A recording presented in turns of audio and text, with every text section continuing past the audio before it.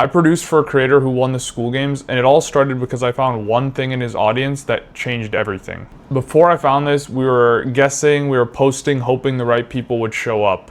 After this, we knew exactly who in his audience would buy and what they needed to hear in order to take that action. This one thing became the entire foundation of everything we built, and it's the exact same process that you can use on your audience right now. And everything you need to know is exactly right here, and I'm about to break the entire thing down.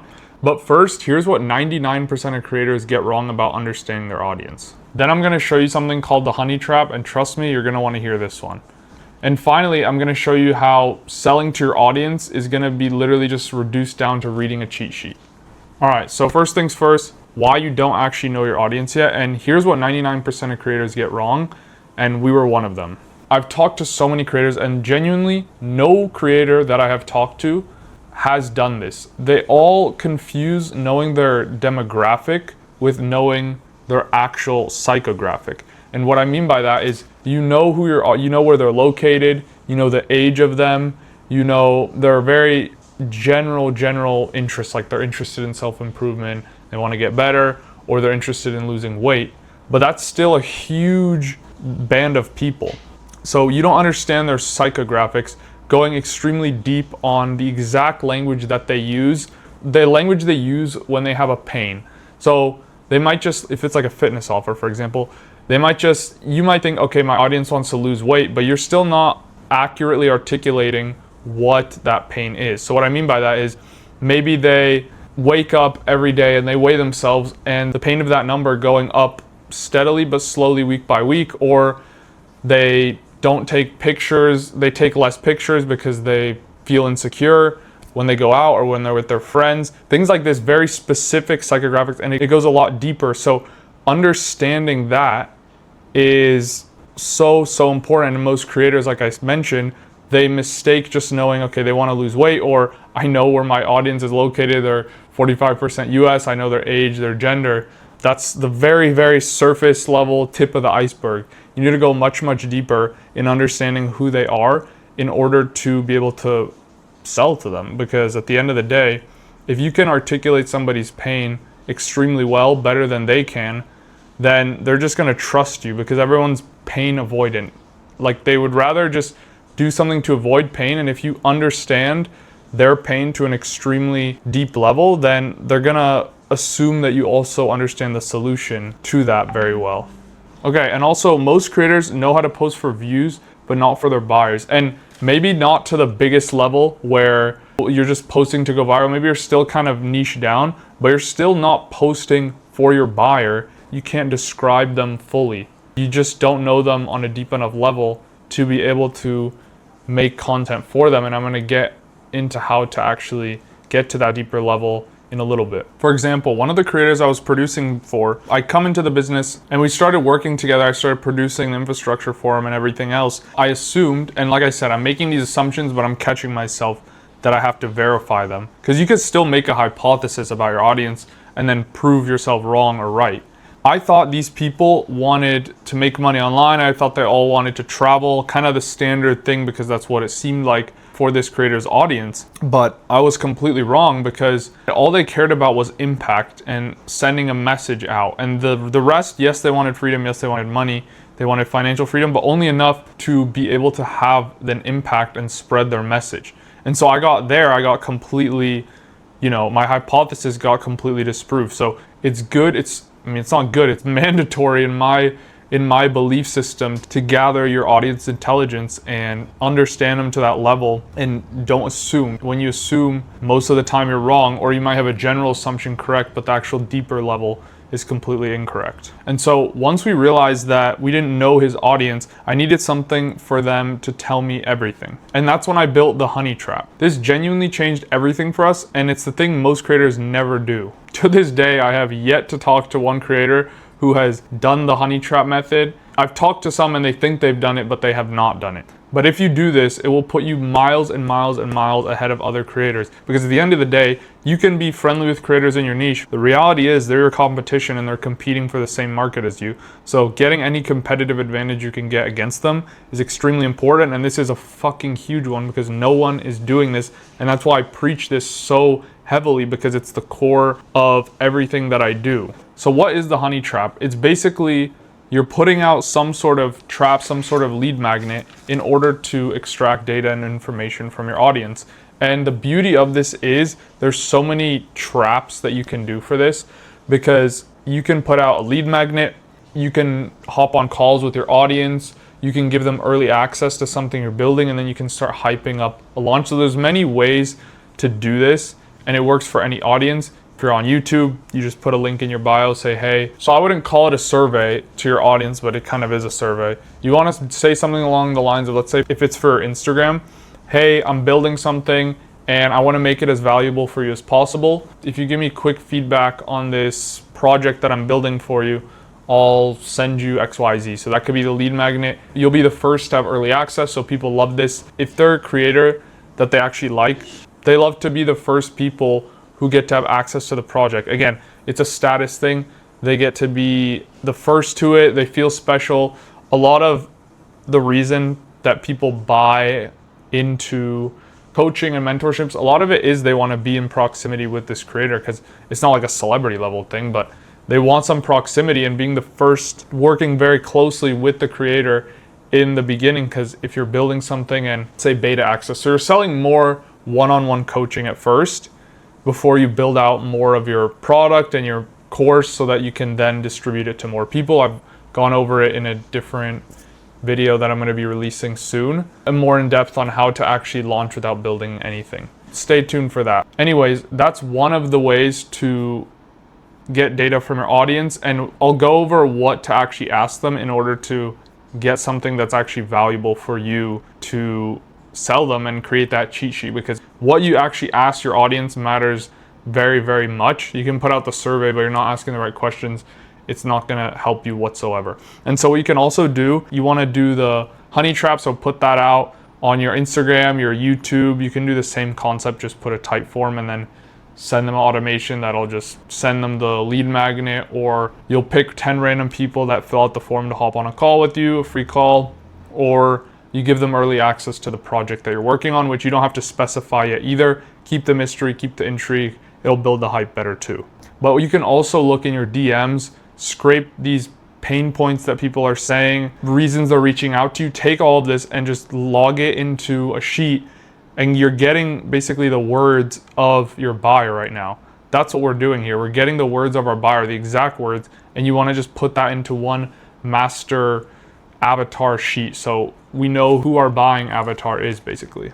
But what you can also do, and this kind of depends niche by niche, if you're not, let's say if you're doing Amazon FBA, you can go onto Reddit and you can go and see all the people talking about Amazon FBA, and you can see the things they're struggling with there. And this also helps if you have a smaller audience where it's harder to extract the data from your audience. That's super good. You can just basically go onto sites like Reddit, for example, even reviews on Amazon where people would buy products that are related to your niche, and you can see what they're saying there. So think about where these people hang out, where your buyers and your audience would hang out besides your comments. Also look at your comments, of course, and just start compiling this data. Some of these things will not necessarily apply to you if you're too niche. Sometimes it won't work, but if you are doing something like Amazon FBA that's more well known and a lot of people doing it, you can go onto Reddit and you can go onto these different sites, and you can even like Discords and stuff, and you can see what they're saying, extract it and put it into this sheet, and then I'll show you exactly how to analyze that after.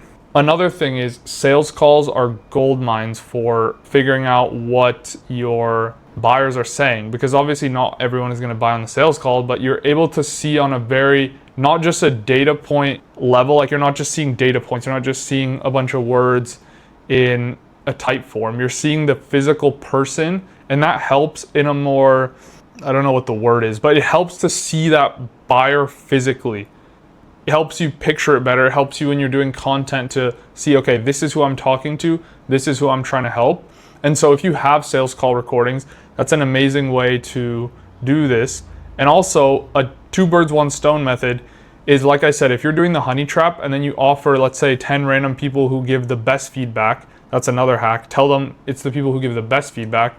That'll just force people to give you better feedback, or the most in-depth, whatever wording you want to use. Then on that call, they can ask you questions, but then you ask them even more questions, which gives you more data. And this is more of a, what's the word? Like the forms and the surveys give you the wider data, the overarching patterns. And then these calls, sales calls, calls from your communities, if you're already selling something, from your buyers already, this is the more in-depth, but less scalable, obviously, because you're not able to hop on calls with thousands of people or hundreds of people.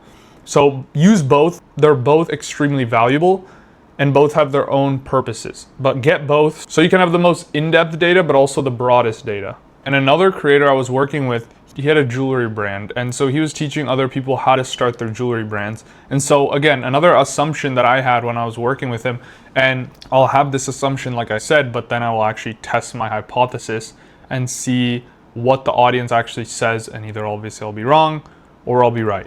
And so what we saw, we were like, okay, well, we're going to help people start their jewelry brands, which is going to include the jewelry side and the social media side of it. And we're going to include that whole thing in our offer. But what we ended up seeing was that it was a lot of experienced jewelers who just wanted help with the social media side. And so we were able to then see that and dial in our offer around that. That's what made it do so much better than if we had just tried to cater to everybody. You have to just be specific, find your little pond and get your fish from it, if you will. Your fish are your buyers, the pond is the niche, and niche down to what your buyers need specifically, what specific pains that they have, and go from there. Going into also what to ask. What do you fucking ask your audience? You know, you can ask them, hey, what do you need help with, blah, blah, blah, but you don't want to ask too many questions, okay? That's the first thing, or else people won't fill it out. So you have to be very strategic with the questions that you ask. And so what you want to ask is a question about their pains, their desires, and then the one question, I'll go into that in a second, and then their day in the life. Also, what's the one reason that you watch my content? And then you see, from that question, you see, okay, this is why people watch my content. That gives you a lot more context about who they see you in their head as the brand and the category, which is really good too. So it gives you more understanding of your positioning and where you want to stand. In terms of what to ask about their pains, when you ask about the pain, if it's a more B2B offer, or if more of your audience has started this thing, then you can ask more like, hey, what's your biggest struggle with Amazon FBA? And you'll get that. But then you also want to know, if a lot of people in your audience haven't started, what's the biggest thing you're struggling with right now? And you can tailor it so you can either combine it and have both. Hey, what's the biggest thing you're struggling with in your life and doing Amazon FBA? Or just, hey, what's the biggest thing you're struggling with in regarding Amazon FBA? This is where it can get tricky, because when you're asking about their pains, for one creator I was producing for, he had a very large variety of skills and his content wasn't too niche down, which means we couldn't be like, hey, what's the biggest thing you're struggling with for personal branding? Because that's what we ended up going with for his offer. However, that's not a question you ask because it's not something he's selling.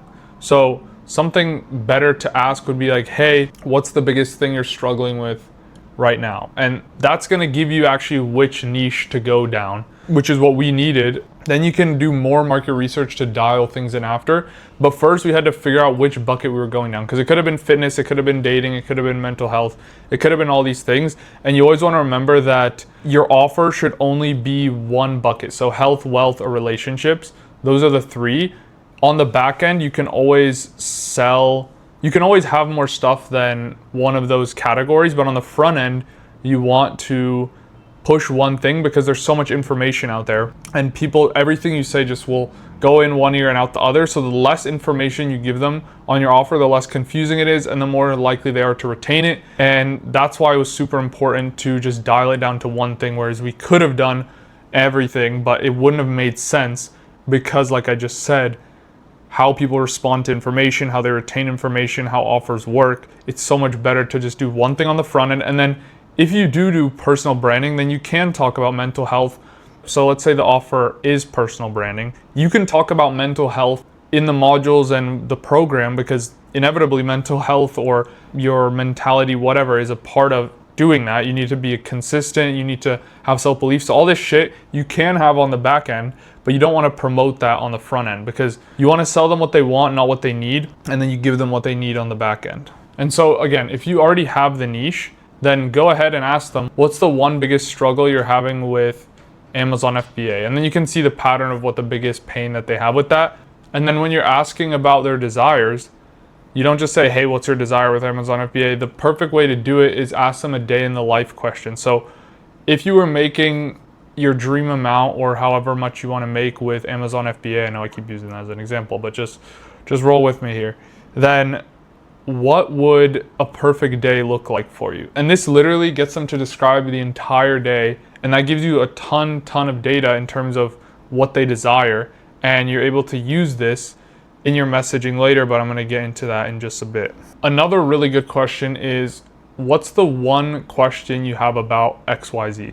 So this also comes after you've established what the at least bucket or the niche you're going for. Like I mentioned, we had to narrow it down first. So that market research, so gathering that audience intelligence was a bit more complicated. But once you know that, then you can ask, what's the one big question you have about Amazon FBA?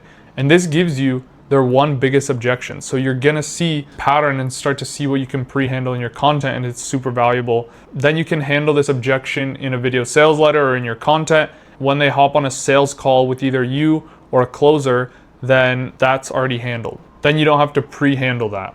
And then like I mentioned earlier, another question you can ask is, what's the one reason that you watch me?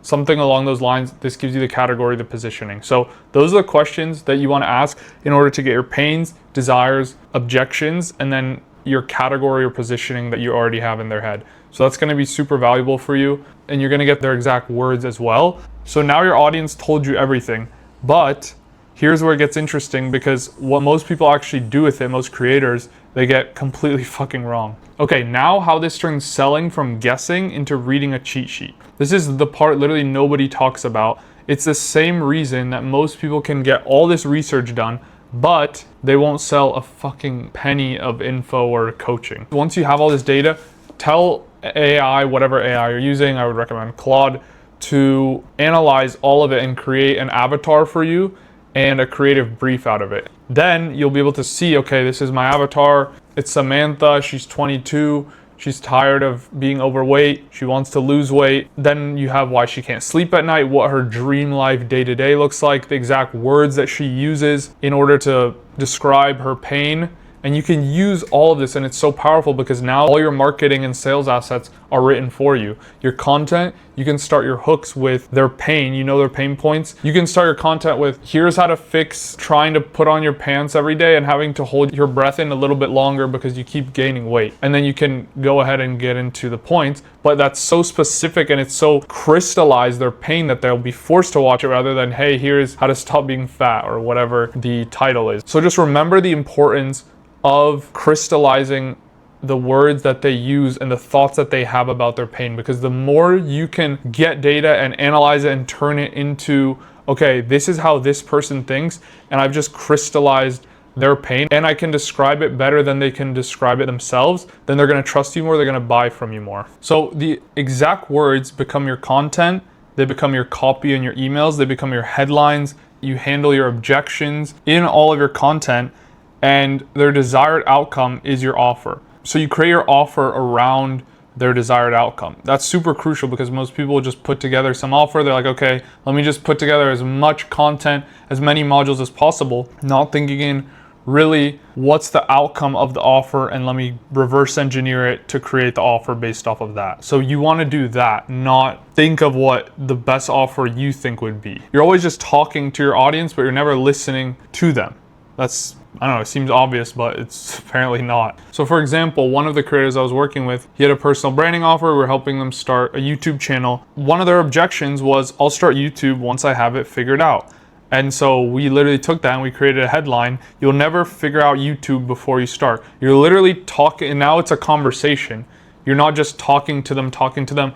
They talk to you and now you're talking back, and they're actually gonna listen a lot more because you listen to them. and now they're going to resonate with you. They're going to buy from you more. Like, that's the bottom line. You're trying to get people to buy from you more. So now that you know how to find buyers in your audience, but you still have to put something in front of them, I already made an exact video on how to extract those buyers from your audience using a strategic lead magnet. So wherever it's linked here, you can just watch that if you found this video helpful. So take care, peace.